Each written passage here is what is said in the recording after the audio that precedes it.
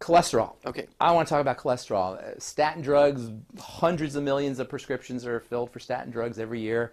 Everybody's terrified of cholesterol. Somebody here was asking about eating eggs, and people don't want to eat eggs. They don't want to eat the yolk in eggs. And there's so much misunderstandings about cholesterol. Please tell our listeners, tell the viewers a little bit about, first of all, what cholesterol is, why it's so important, and then okay.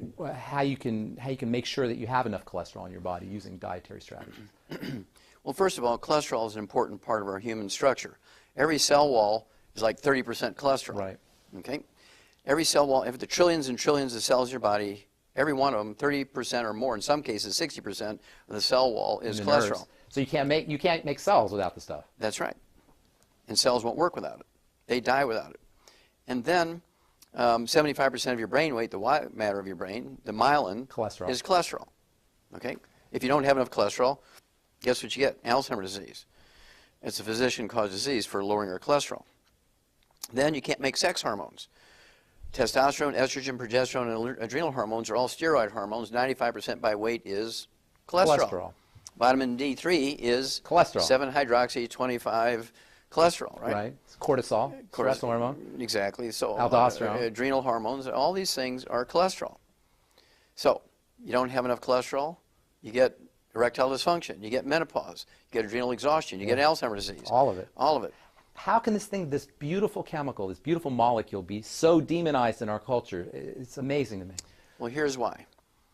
Because again, biologists don't know anything about chemistry, right? Doctors don't know anything about nutrition. Right. So that's a maxim.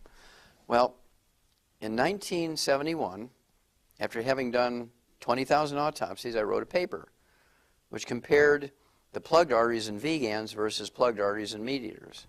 Huh. Looking at this cholesterol theory, right? So the vegans are eating grains? Well, grains, vegetables, fruits, and nuts. And guess who had the worst clogged arteries? Vegans. Right. Because of There's the no oils. cholesterol in meat.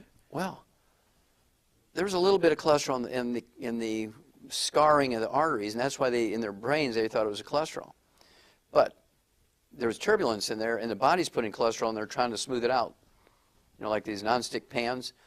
The body's response was to throw cholesterol at it, trying to smooth out the turbulence. Now, when people eat meat, is there cholesterol in steak? Is there actually cholesterol molecule, even after it's cooked and after it's processed? As long as you don't burn it.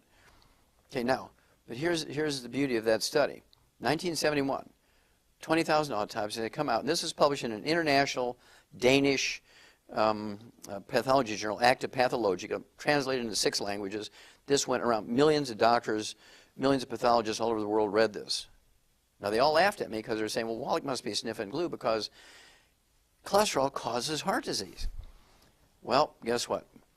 Where were vegans getting their cholesterol? They're not eating meat. They're not eating eggs. They're making it.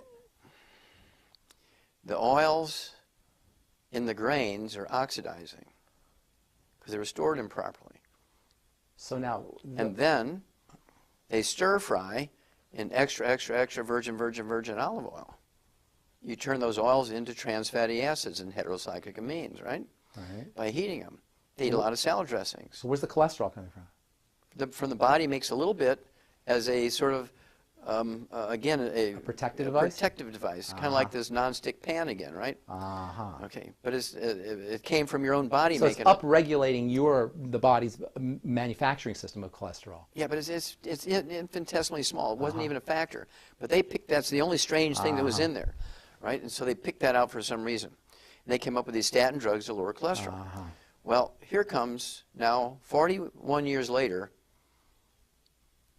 the FDA in Science News just a couple of weeks ago came out and said, uh-oh, Houston, we have a problem. They put out new warnings on statin drugs saying diabetes. Increases your risk of diabetes by 50%, increases your risk of Alzheimer's disease by 100%.